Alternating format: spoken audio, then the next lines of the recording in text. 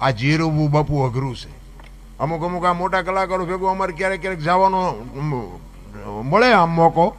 પછી આપણે એમ કે સીતારામ તો આમાં માથું, હવે સીતારામ તો ફાઇટ મરી તો તું જવાનો છું, અમને ખબર તું 2 લાખ રૂપિયા લે ભાડ્યો તેને, પણ નથી બોલાતું રામ.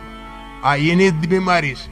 હાલો અમારે અહીંયા થાનની આજુબાજુ બાબુ પંચાળમાં અમારે કોળીના છોકરા બાબુ ભજન ગાય, તેના મેળામાં કોક દી તમે આવ્યા હોય તો સાંભળ્યા હોય બાપુ, કાનદાસ બાપુ નારાયણ બાપુને યાદ કરાવી દે એવા છોકરા અમારે અહીંયા પીડ્યા છે. પણ તે સુધી કોઈએ પોગવા ન દીધા. પોગવા એ આવા બધા અહમના પૂતળા છે ને. હવે નગર એ ભગવાનનું કદાચ 2 ભજન ગાય ને ભગવાનના 5 નામ લે એમાં મને શું ખોટ આવે તમે જુઓ તો ખરા ઈર્ષા કેટલી. એટલે મેં હમણાં કીધું ને, અમે આખી દુનિયાને શીખામણ દે ભાઈ કે આ જેટલો હપ હોય ને અમને ખબર હોય. હા તમે જોજો કલાકાર, સાજા કલાકારના મોટા પ્રોગ્રામ હોય ને તમારે જોવાનું, એનો તબલચી જુદો હોય, એની પેટી જુદી હોય, કારણ કે ખબર હોય ઓલો ઊંધું મારશે. હપ હોય તો એક તબલચી ન બધું હાલ્યું જાય. આ તો દુનિયાને કહેવાનું છે રામ, એક થઈ જવાય બાપુ. હાક દૂધમાં હાકર ભળી જાય ને ભળી જાવ, મરી જવાનું છે. કલાકાર હોય તોય મરી જાય, ભિખારીએ મરી જાય ને કરોડપતિએ મરી જાય.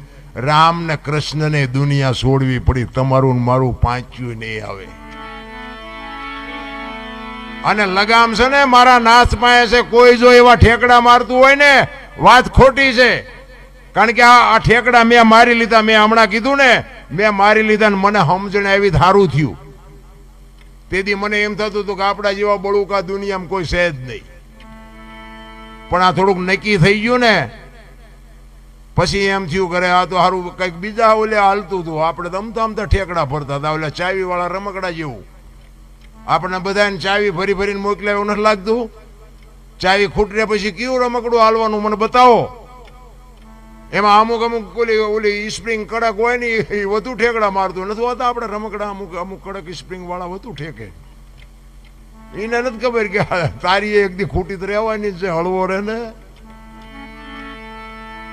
બધાય બાબુ કરોડપતિ હોય તો રોડપતિ હોય તો ભલે બાપુ મારા નાથ પાસે બધાની લગામ છે. કોઈ કહેતું હોય ને કે મેં કર્યું વેમમાં ન રહેતા રામ.